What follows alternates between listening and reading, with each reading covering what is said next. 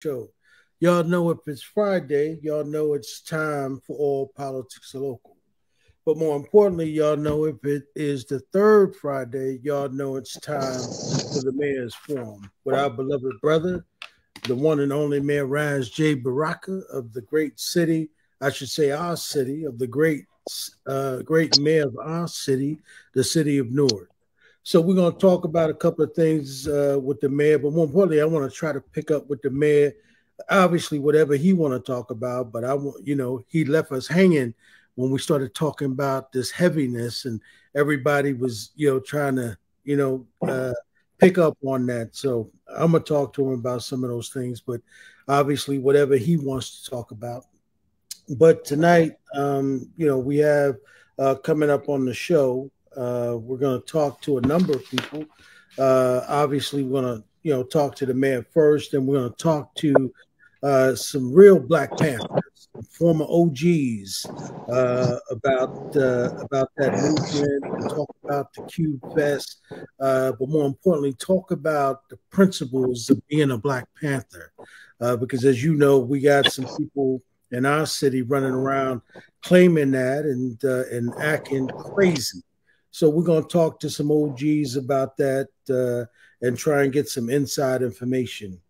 Then, of course, we're going to talk to some folks about what's happening on the front in 50 years of hip hop. So we're going to talk about that. We're going to try and have a number of different conversations around education tonight, and then as some of the other co-hosts come in. But we're going to take our opportunity to be able to get as much in as we can with the mayor, because as y'all know, we always wind up running out of time with our brother. So, Mayor, welcome. Peace, my brother. Peace. Always glad to be here, man. Yes, sir. Yes, sir. Yeah. What's the heaviness you're talking about? I'm trying to remember that. So last time we were talking, man, you were talking about some of the things that, brothers and sisters are dealing with in the city of Newark. And you were saying that, it's this level of heaviness that's on these young brothers when they look at other people who are making it in the city. And, they're trying to figure out why they're not making it, and what's going on with them. It looks like everybody else breaking up a little bit. Them. Huh? There you go. I couldn't hear you, but go ahead. So it sort of looks like everybody else is making it but them. Oh, yeah. Yeah. I mean, that's part of what this thing does, man, is wear you down to a point like you can't do the things that you're supposed to be doing.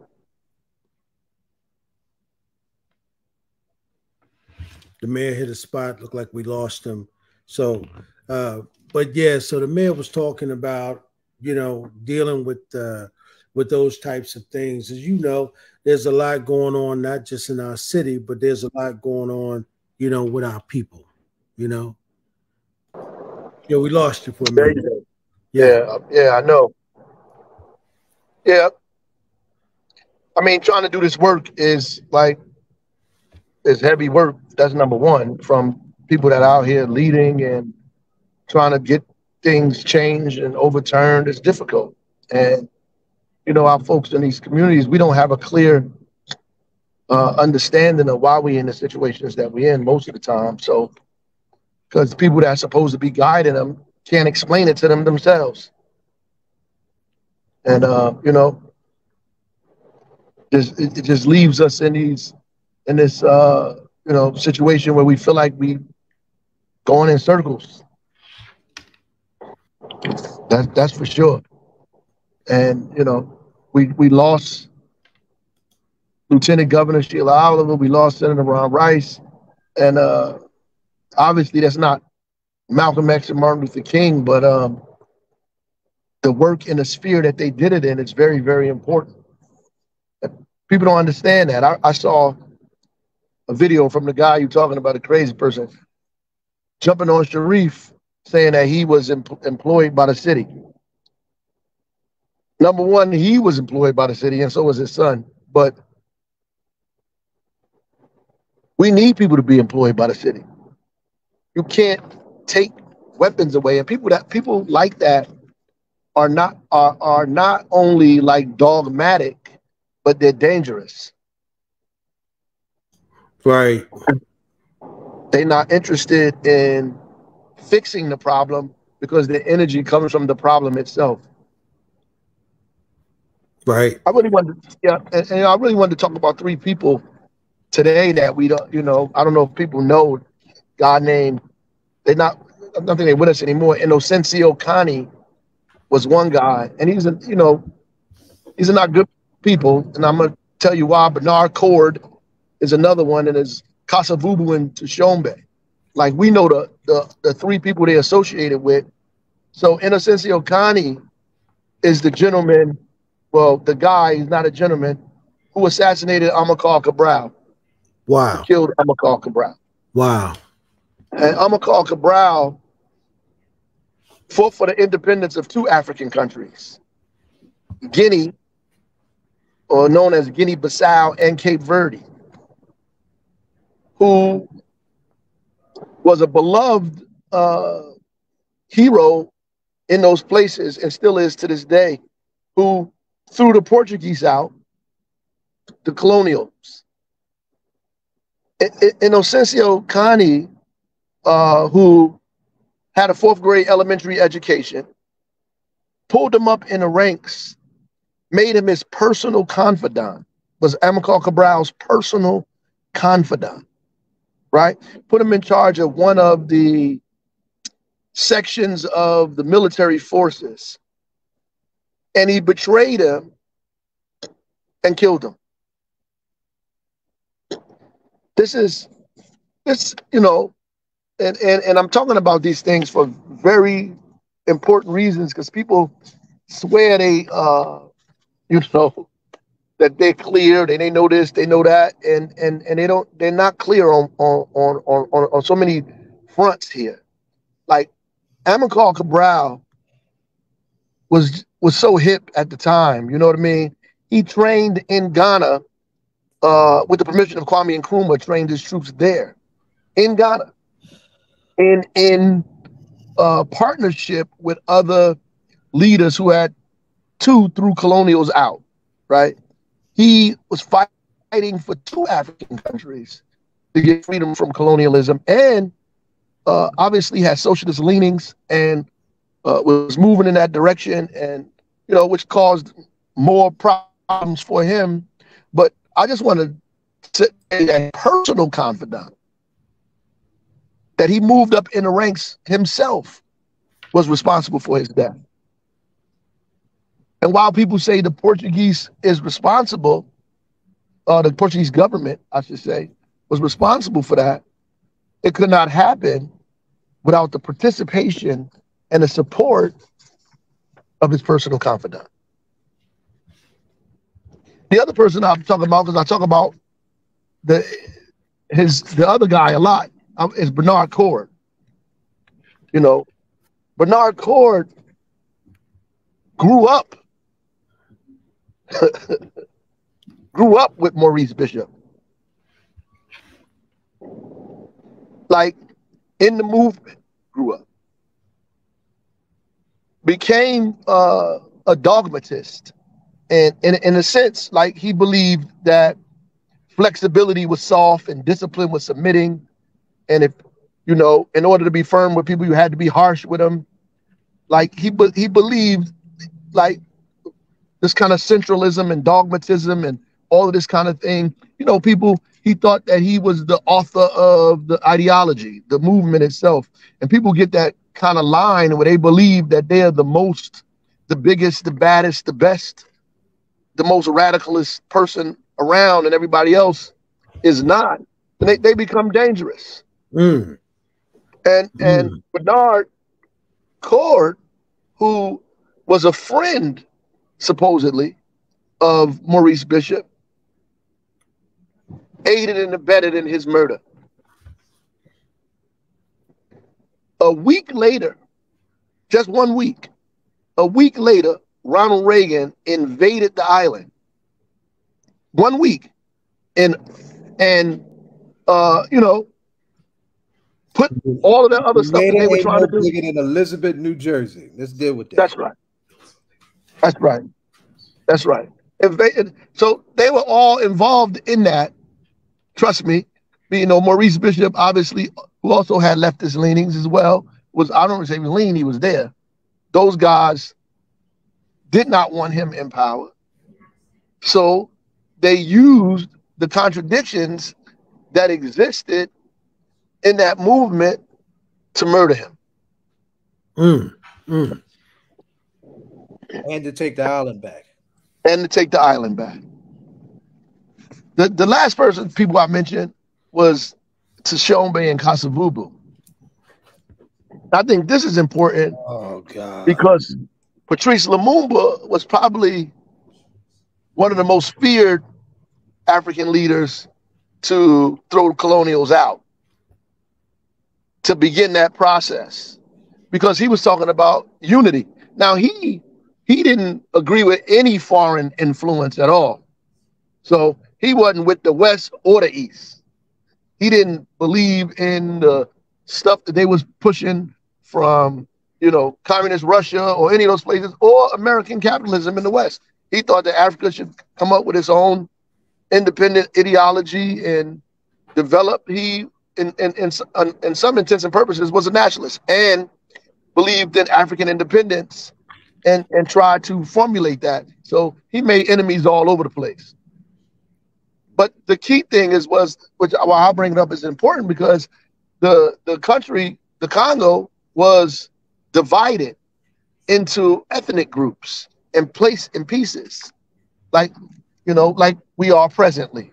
He was trying to bring those people together, like Katanga and Tshombe, what Tshombe was, and Kasavubu and all of that leadership. He was trying to unite that. But the forces that were against him used those contradictions or that kind of tribalism to overthrow and murder Lumumba. Murdered him, killed him, and killed Lumumba. Then they put their own person in power, Mobutu, who tormented and terrorized the country for a long period of time after that. And the place, the Congo, which probably has some of the most abundant natural resources on the continent. The richest real estate on earth. Well, was they put their own guy in charge, and they just basically funneled the resources into his pocket and into their pockets and out of the hands of the people there. And they had some of the warring that went on in the Congo at the time. The more people died, and it was one of the longest wars next to World War II. By the guy, the backed dictator, Mobutu, that was put in power after the murder of Patrice Lumumba. And all three of these things have one thing in common. Two things in common, really.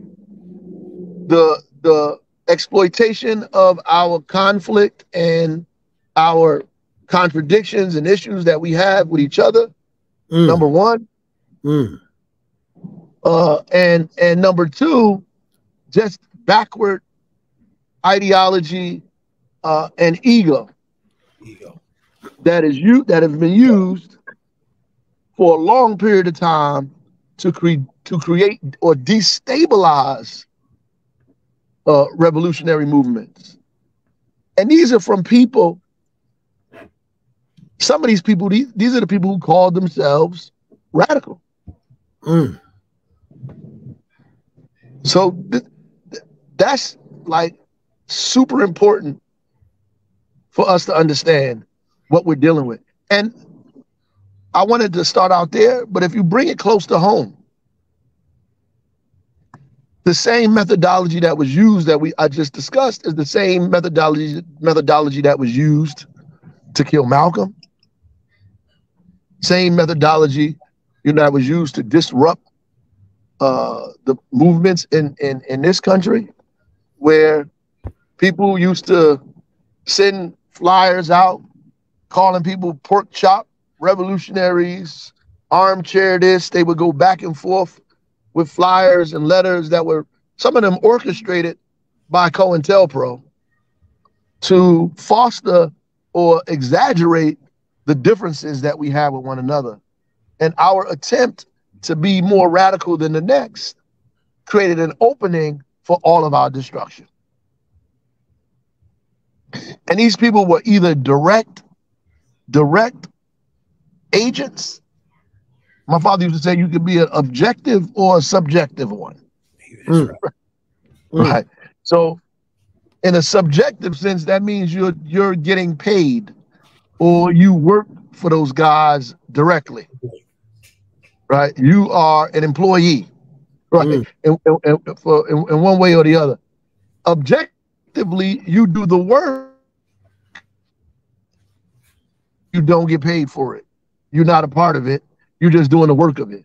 So objectively, you create the same outcomes that they want to create subjectively. Driven by an obsession with the contradiction behind the ego. That's right. That's right. Driven by that, absolutely. And you just really not by principle succumb to it. That's right. You just really succumb to it. Because it's really about, like, if somebody tells me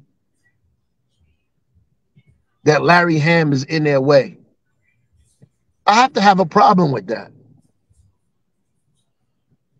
It's problematic because in your way of doing what is the question. And it's the same thinking and mentality that those people that I just discussed had. Cabral was in this guy's way. Maurice Bishop was in their way. You know, Lumumba was in their way of personal aggrandizement, selfish kind of desire to be in charge and to be to get the attention, and this kind of insatiable ambition for power. That's really what it is. And then what the real question becomes is, you don't have the authority or power or influence, I should say, to get people to follow you. Right. So you blame the people that they're following. Because your theory is not sharp enough or magnetic enough to attract people, or your behavior is so bizarre that people don't understand what you're saying. So instead of fixing that, you blame the people they are following. And you just chalk it up as them being dumb or stupid, and these people got some supernatural hold over the people that you don't have, which is ridiculous. Right. That's right. It's ridiculous, right?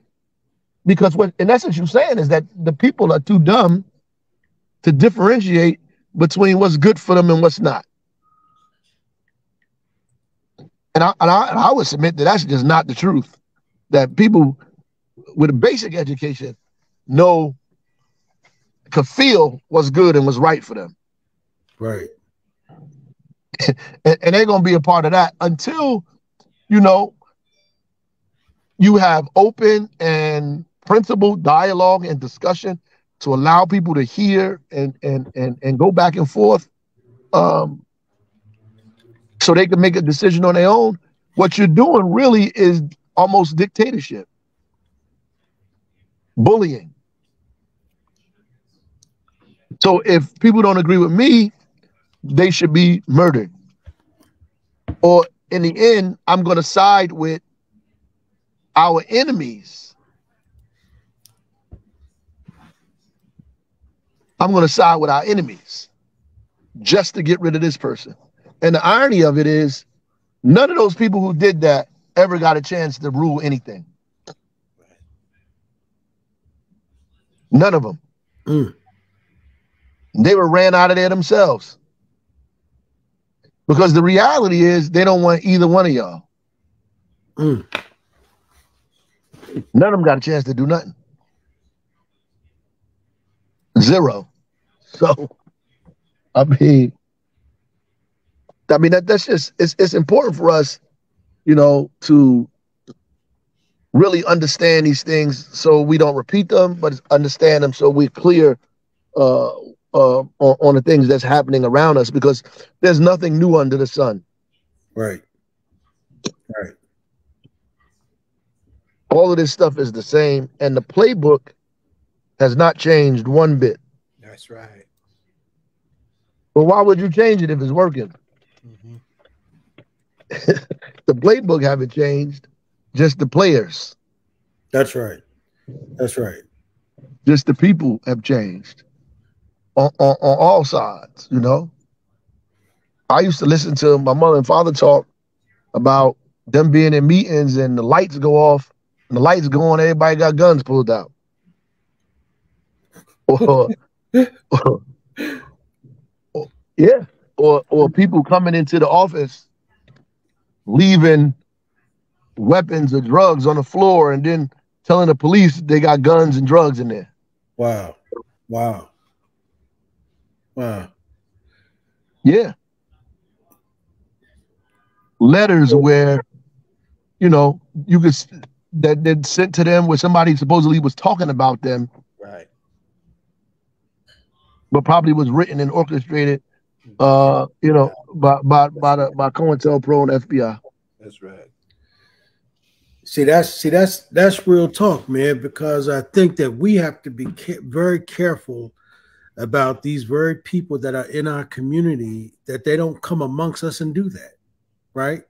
Because, just the way you outline objective and subjective, and these people don't know, because the level of psychology that's being played on them, they are not smart enough to understand the game that's being played. However, they think they're smarter than everybody else. Well, I would be, yeah. Some of these people are part of the problem, and some of these people are the problem. Yeah, that's right. And that's an important distinction to make. We get ready to follow this segment up, of course, with a whole segment that's got to do with political prisoners, right? Oh, yes, sir. You know what I'm talking about, right? Folks who have been in prison behind the very stuff we're talking about for decades. That's right. Decades. Right? We were lucky to get some of them out. Some of them haven't gotten out. Some of them have died in prison, right? We got a bunch of them that are still in. That's right. Right? That's right. 50 years almost. Right? Yeah, that's right. These conversations, this unpacking. Yeah, and a lot of them sick and old in there, and they still won't let them out. That's right. Leonard Peltier's birthday was a couple of days ago. He's been in for 48 years. Amazing. It's crazy. I mean, even with they just recently released Sundiata Acoli, but in New Jersey. 49 years. Yeah. And that was one we were really worried about too, because this is Jersey, isn't it? Yeah. They lock us up for a long time in Jersey. They don't care how young and dumb you are when they lock you up. Jersey will age you up in a minute and throw away the damn key. Yeah. And these people obviously are so up in age, they can't harm anybody. That's right. Probably don't remember a lot of the things that even went on. That's right. But they are, at this point, it's torture. It's cruel and unusual punishment. And that's one of the movements that's also quietly is beginning to emerge.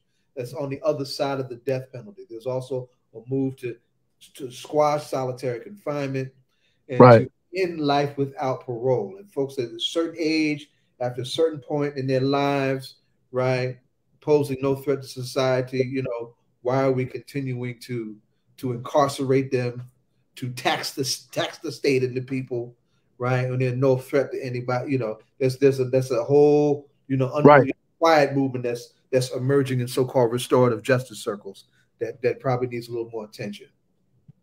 That's absolutely true. And I think during COVID, they started doing these compassionate releases and allow people to go. It's an opportunity to broaden that. Yeah, exactly what we're talking. That definitely needs to happen. I know there's the people talking about Sekou Odinga now and that, but for everybody's benefit, Sekou Odinga was one of the founders of the New York chapter of the Black Panther Party. Was a kid in the OAAU right before he was assassinated. Right, joined the Black Panther Party in New York, helped start it, wound up being a part of the Black Liberation Army, and did some 35 years. We got him out in like 2014, 2015. He just had a major operation, right? So we're trying to take care of his medical support because you don't come out of prison with pensions, right? These warriors who put their lives on the line for our community are coming away with nothing but their hearts, right? And so, we did look at how we're taking care of our elders for real in the African way. Yeah, and that speaks to volumes to other stuff too, man. There's some people who really put in serious work for the movement, got their lives taken from them, either literally through death or through prison. Their families out here, some of their families are broken up, struggling, all of this stuff, and they just trying to make it, and we don't have like a support mechanism to take care of these folks or their family members. And then you have people here who have romanticized this whole thing and are running around here like they're living in a comic book, right? Talking about all this stuff and abusing these people's names, and under the banner of that, right? Trying to conflate the issues of what those guys went through and what they're going through. Like, even Malcolm, when he was incarcerated for the things that he did, when he came out, he made a commitment to give his life to the movement itself, period. These people gave their lives to this stuff. That's the incredible message. Right. Yeah. Malcolm was the daddy of that. And Ed, you want to know the hip-hop side of this? Go ahead. One of the things that Tupac was concerned with was the very thing that Mayor just said, trying to create something in place for his Panther elders. Right. Gave their lives to all of this, did all this time, coming away broke with no support. He one of the reasons why he was trying to break away from Suge Knight. Right. He had a bunch of material, right? He wanted to turn that around and make that a part of the machinery of what he developed to give back to his political family. They ain't getting that documentary, but it's real stuff. Yeah. And you could visibly see they suffering from all this stuff. Make it plain. That they suffering from this because this thing didn't let them resist without consequence. Right. That's why these people are very careful who they attack. They become extra radical in attacking the people around here who are doing work. Right. But have not committed themselves to do anything beyond that. Even in words, and philosophical kind of resistance. Not even close to those things, right? Have not organized in such a way that they're pulling people together and educating them about what's happening and why it's happening. They've targeted people. Yep. They've targeted individuals who are actually their natural allies. Exactly right. And you have to question people who do that, but do not attack their enemies. Exactly right. Yep. Who are not at anything got to go fighting up. For reparations. Antennas got to go up. That's right. At anything fighting to free no political prisoners. At anything trying to advance educational opportunity for their folks. At anything that becomes so dogmatic that they actually divorce themselves from the popular struggles. And that's the problem. That's the problem that Bernard Cord had with Maurice Bishop. Maurice Bishop was in the community trying to fight popular struggles. You get so dogmatic in your mind that this is what needs to happen you divorce yourself from you say you represent the masses and you talking about the people, but you're not even fighting for the things the people need. That's right. And they don't even know you. Talk about that's right. They don't even know you. That's right. There's the problem. Why don't they know you, Mr. Revolutionary? Because I got their attention. No, you can't get it. Your imagination and your theory is dull. So you can't win people to your line. And that's really what it's about. Win people to your line. And you can't do that. And that's the real problem. You know, that's a bigger problem. You know, all my so-called radheads listening to this. That's an old problem that we've always had on the left. Right, because we divorce ourselves from popular struggle. You divorce yourself from popular struggle. And being organized and united. Right. You can't divorce you can't tell people to fight for stuff for you and you refuse to fight for tenants' rights. And you refuse to fight for popular democracy. The struggle for popular democracy in this country may not be what you want it to be, but it is where it's at. And you have to engage yourself at that level and begin to push the struggle to the place you need it to be by winning victories for people. Right. By winning victories and popularizing the things that you're saying, right? You have to popularize that. You can't isolate yourself and then blame the people for not seeing you. You isolated yourself. Nobody else. And then you justify isolating yourself by saying, oh, that's the system. We can't do this. We can't do that. Negro, you pay taxes. Right. Yeah. You know, when you get in trouble, half of y'all call the police. Right. Come on. Right. Come on. Like, so you can't have it both ways. You can't participate at the level you think is okay and then blame everybody else for participating in it. You can't get angry that people telling people to vote, but at the same time, you yelling at politicians. You got to organize, and that's just a fact, man. I mean, that's just the reality of the matter. And if you don't see that, then you always gonna be isolated. Then you become more and more angry and get this kind of foxhole mentality, you know, and you worried about the people who are out here doing work when you really should be worried about the people you meeting with. Mm. Because you've isolated yourself so much that it's easy to infiltrate and destroy what you've done. The little bit of good that you make it happen can be wiped out in a few weeks. Yeah. You're running around here acting crazy. Something happens. Nobody even miss you. In fact, people be talking about, I'm glad that Negro out of here. Right. Yeah, that's a real problem, man. And we don't see that. And we have to. I mean, popular struggle is really about unity and struggle, right? Bringing everybody together where they are, you know, and people organize on different levels. You got, you know, the vegetarians out here, the cats who are interested in food justice, and you got folks who are organizing around you know, prisoners and political prisoners and reforming the criminal justice system. You got people out here fighting for more democracy for folks. You got people that are just interested in fighting for women's rights. You got people out here who, you know, fighting for all kinds of things, you know, and it's separate. All of it is good, and we have to find a way to unify all of those struggles, not isolate ourselves from them or say, oh, we can't be fighting around women's rights.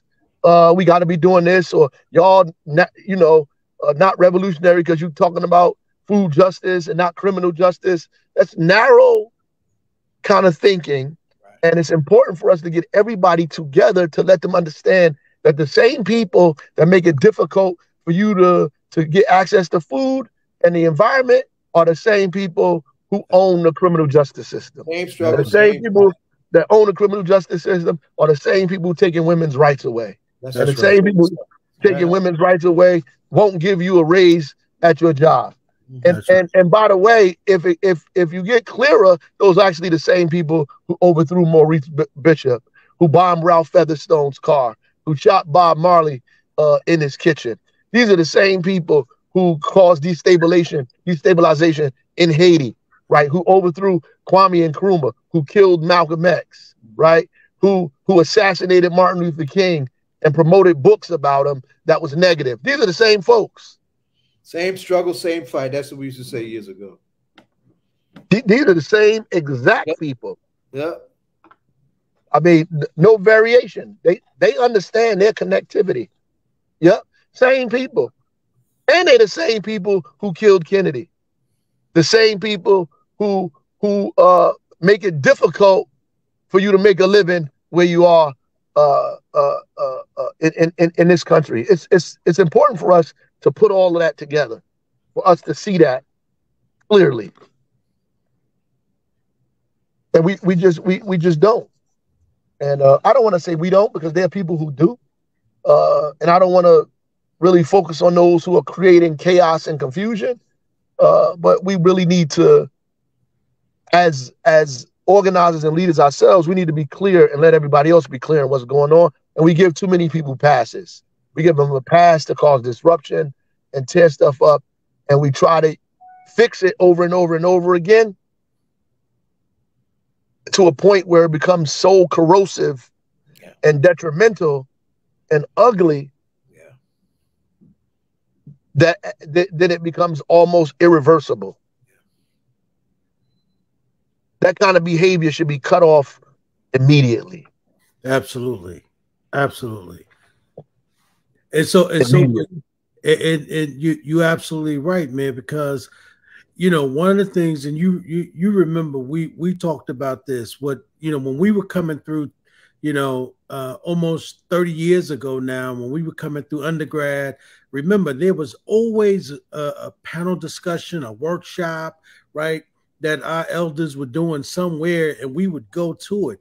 It seemed like, these agent provocateurs are louder than we are in the community, right? Like we're not meeting, we're not having panel discussions, right? And it seemed like they're winning because the folks who really know, who can break this stuff down and educate these kids that they're impressing upon, we're not meeting and we're not having those discussions. Like we remember African Echoes, right? Right. We don't have, somebody who can break down Cabral to us, right? Break down Lumumba to us, right? We got some guys who have no idea of the level of miseducation they putting out there, talking about let's have some political education classes based around what? Self-hatred? Because that's all it sounds like. No, we just lost it. I think we lost the man. Yeah. I want to apologize for everybody getting on. I'm just trying to get some things straight for our 7 o'clock guests, and I hope they work out. All right. They actually on, Zaid. Okay, we're good then. Okay, so we're good. All right. Yeah. So and so even with us, man, it began to be difficult because we used to meet all the time. There were meetings everywhere. Somebody was doing a meeting. Somebody had something going on. Even you, man, when you would come back home from school, you was always involved in something, man. There was some meeting somewhere. And I think that's what our struggle is, to be able to bring that back, right?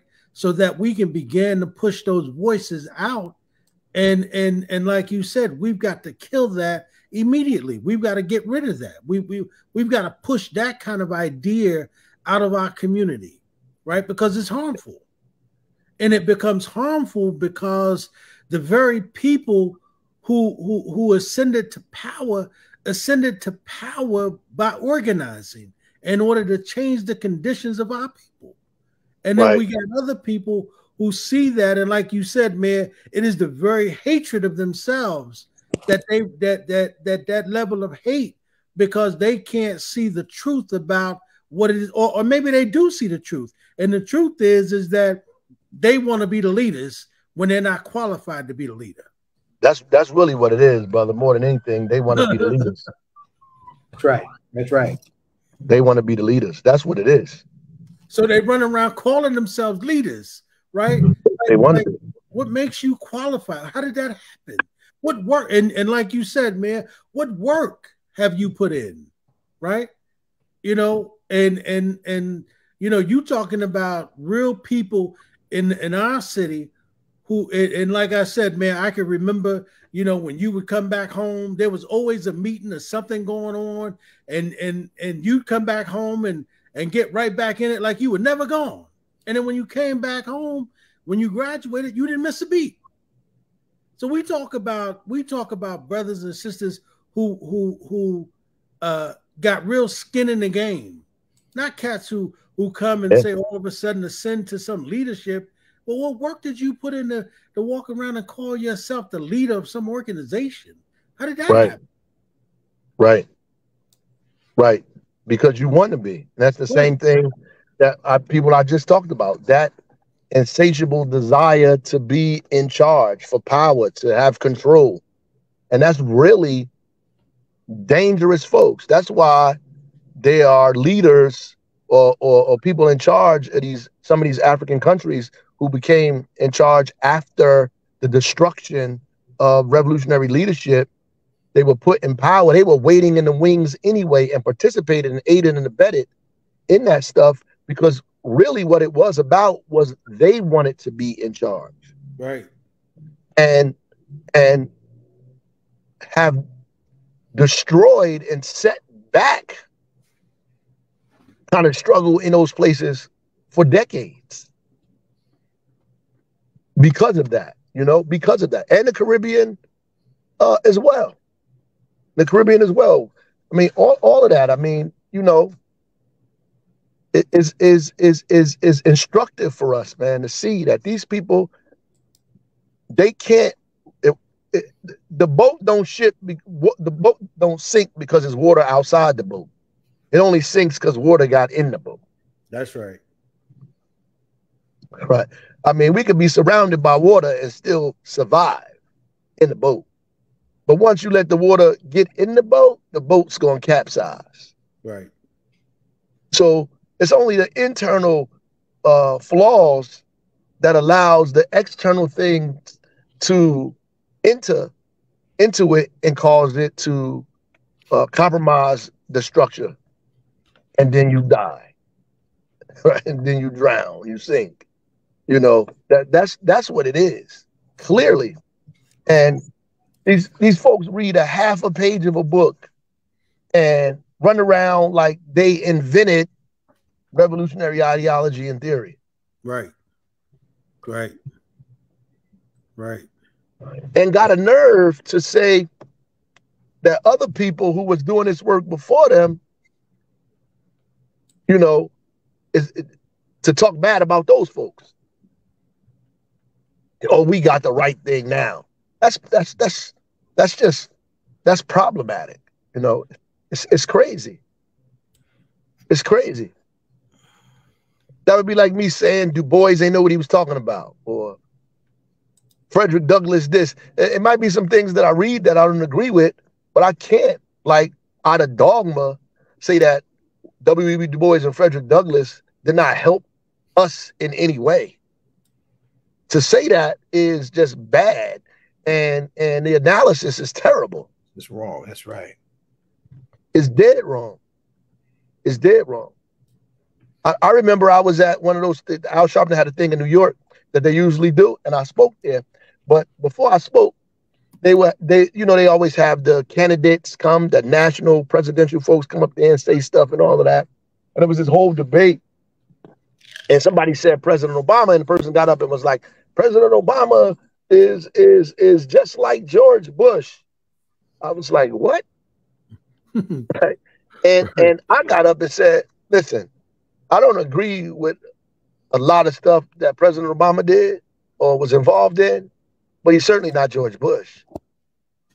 So we have to understand how to have a correct analysis right? Because if you go into a room and say that to people who never saw a black president, who lived through Jim Crow, who had to eat at segregated lunch counters, who witnessed their father and mother beaten, Right. some even killed, Right. who participated and witnessed the torture of their family members, who lived through the worst that America had to offer, right? And saw this stuff and then discount their emotion and feeling when they see Barack Obama as the president of the United States. If you begin with that, you lose millions of people from the door. That's right. From the beginning, you lose all of those people who are grateful, right, that they got an opportunity to see something other than Jim Crow. 70 and 80-year-olds and 65-year-olds sitting there watching that. To them, this is a monumental achievement. Our job is to criticize and push them further, not undermine and demoralize or isolate ourselves from the majority of the people who feel like they've done something, because victory is empowering. People tired of being a part of a losing team. Everything we discuss is about how terrible we getting beat up. At some point, you got to tell people we won some of these fights. Like, we won some of these. Some of these fights we engaged in and we won. And we organized people and you push them further to get them to understand what's really happening here. So they can be clear. And that's what you do. I mean, other than that, you're going to isolate yourself. You're going to isolate your ideas, your movement, all of you isolate yourself. And then the people who your enemies further isolate you, exacerbate your ideas, make them wild and outrageous and radical. And then they show pictures of you acting crazy and videos of you going crazy that justifies people's distrust or fear of you. Yeah, that's right. Yeah. That people say, oh, them guys crazy. What made the Panthers dangerous then is the people loved them. That's right. That's right. That's what made them dangerous. That's right. Not them walking around with their guns, but those breakfast programs, those feeding programs, those after-school programs, the exercising with the homeless, the organizing all of those things, the getting people engaged in political struggle, to organize people in the community, the people respected and loved them because of that work, because they were filling in the gaps that the government was not filling in. It was filling in those gaps themselves. And the people loved them for that and respected them for the work that they do and recognized their power to stand up to power at the same time, right? They recognize that. You think because you saw a couple of movies that the majority of it was about them yelling and screaming in people's faces and having shootouts. Right. That stuff started happening. They began to dismantle the organization quickly when those things began to happen.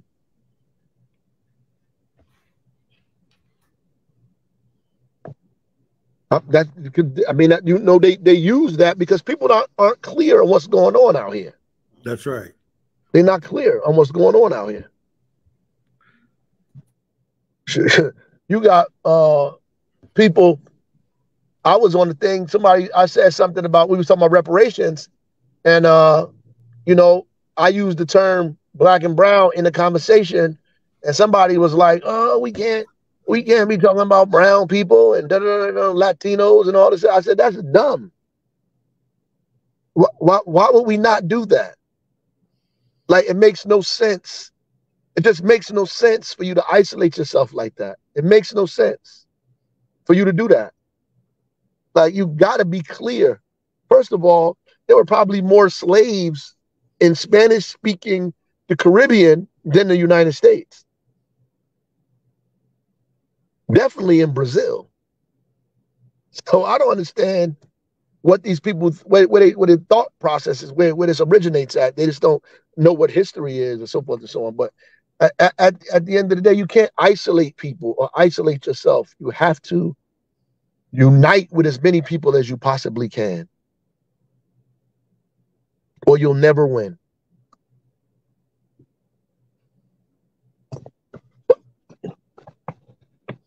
We went into all of that, brother. I mean, I know I was really talking about the heaviness part, but you know, I had to jump into that, man. I just felt like starting off talking about we know about the revolutionary leaders. We just don't know about the people who assassinated them. And I wanted to bring that up so we could know them, that they weren't like colonials. They weren't from France or Portugal or Belgium, that they were Africans. Mm. Mm. Willing participants. Yeah, they weren't from Europe. They were Africans in the movement.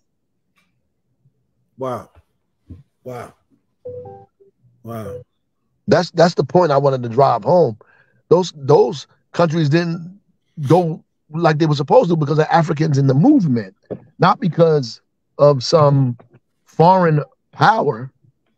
I mean, obviously these people had a hand in it, but they could supply the weapon, but you still got to pull the trigger. That's right. That's right. I think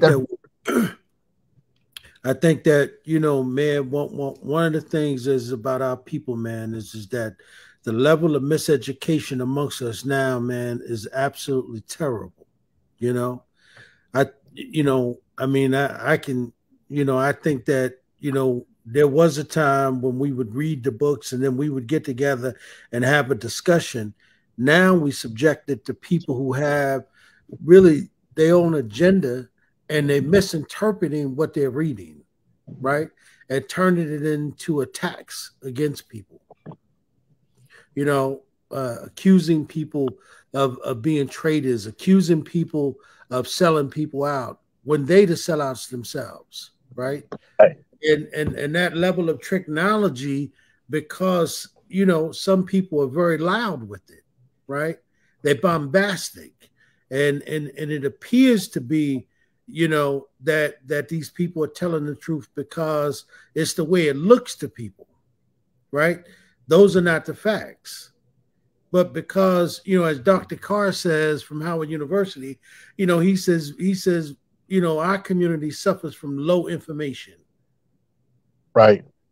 We have low information. And so therefore, if somebody comes and talk to us and it sounds like they've read something, we have a tendency to believe that because we haven't read it ourselves. Right. That's right. And that's actually what Bernard Court was saying about Maurice Bishop. He said that he was selling out. Yep. That he was moving away from Maurice. That's what he said. Exactly where he called him a sellout and all that stuff, and used that as to set up the environment to murder him. Yeah, and as a result of that, now the whole country is seized. You know, that's what he accused them of that kind of dogmatism, like I'm saying, that kind of inflexible stuff that people take as discipline, and it's not discipline, it's really your ego. Right. It comes back down again, man, where, you know, it's interesting to me, man, because, you know, those of us who've been members of organizations, we understand that there's a process that you go to get promoted in an organization. You just don't create an organization and all of a sudden you start giving out titles to people, right? And give yourself a title, and then you run around and you start accusing people, and you create a climate amongst people, right, who have done the work, who have put in the work. And you've done nothing. Right? Nothing. And then at what point, you know, and then it goes from there where it becomes a personal attack, right? Because you've got nothing else that you can attack. So therefore, now you want to attack something that's personal, because when you turn around and look at what's getting done, people's lives are being changed, but you have no power to do nothing to change anyone's life. The power you do have is to continue to be a provocateur. That's right. And with And you get so and you get so disturbed by that, man. You get so upset that you liable to almost do anything, because you're just angry at this point. yeah, yeah. You get angry. And so you're right, man. I think that, you know, we've got to stomp that out. We've got to get rid of that in our community, and we've got to organize. I think those kind of meetings that we once had, and we've got to begin to have these kind of conversations, clearly about what the facts are and how did we get to this place, right? That's Of right. this level of miseducation. How do we get to this? And most of it is personal. It's personal hurt, it's anger, it's foolishness that's being used by enemies to create further problems. And some of it might even be mental health. But then at the base of it, too, some people are full, knowledgeable participants and collaborators. Man, one of the things I heard you say this week, on the city's live, you were talking about, us coming together collectively. Right. And I think that what I really want to see our struggle, here in the city of Newark, man, is that us began to work collectively with those brothers and sisters who think like us, right, and began to organize and get back to having some discussions and dialogues and workshops, right, and stomp out, that kind of idiotic language, that kind of bombastic discussion, and the attack of our elders, like you said about Larry, right? We absolutely cannot allow that, right? At all. And we can't allow those voices that operate against our people to become louder than the voices that are about unifying our people, right? That's and right. The way we do it is, I think that we've got to begin to hold those kind of workshops, those kind of panel discussions again, those kind of meetings again that we used to have. Because I remember, on one of the mayor's forums, you had said that, we don't have those regular meetings, and Larry is the only one who was having regular meetings, right? That's right. Yeah. Where are those organizations now, and who are those people to have those regular meetings, right? We've got to get back to that. We've got to get back to those discussions. And we really do need to examine those books again and begin to have discussions and clearly help people understand what it is they're reading, so that other people don't miseducate them or misinform them, so that they run around and say to them, "Oh, you don't understand what you're reading." Right. Right. Because that's what we are. Yeah. I got to get into this program, man. I'm right outside the door. Man, I appreciate it. So let's tell the folks where you are, man. You at that Unified Statewide Revival tonight, right? Yeah, at in Perth Amboy. I'm sitting right outside the door at this place, and I'm about to walk in here. People been going in, so we'll see. Reverend Roundtree, Councilman Roundtree put this together, so I'm gonna go ahead and say something and participate in this as well. All right, my brother. Thank you so much, man, for coming on the Mayor's Forum, and thank you for sharing, brother. You got it. Y'all take care. All right, man. Peace, brother. Zaid. I froze. You good? I know you did, brother. Yeah. I didn't realize I froze. Yeah. Can y'all hear me now? I hear you. Okay. Are they on? There we go. There we go. This check. Oh, these came through on camera. Cool. That's good. Right on time.